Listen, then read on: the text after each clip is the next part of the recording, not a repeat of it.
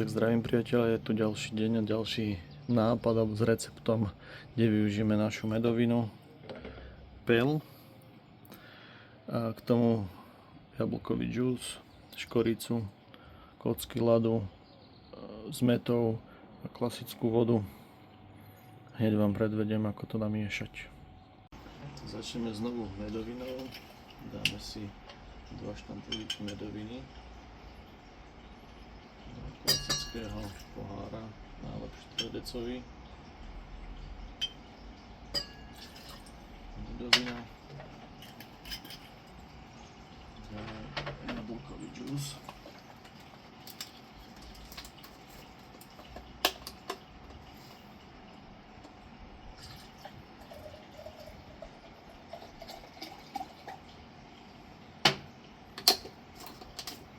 dáme do toho aj trošku sody alebo vody studené, nech to máme dobre osviežujúce,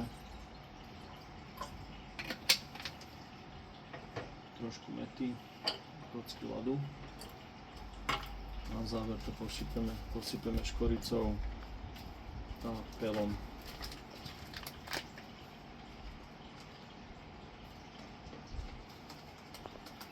Trošku škorice, ktorá nás teda osvieží v týchto horúcich dňoch, a pel, ktorý nám dodá energiu.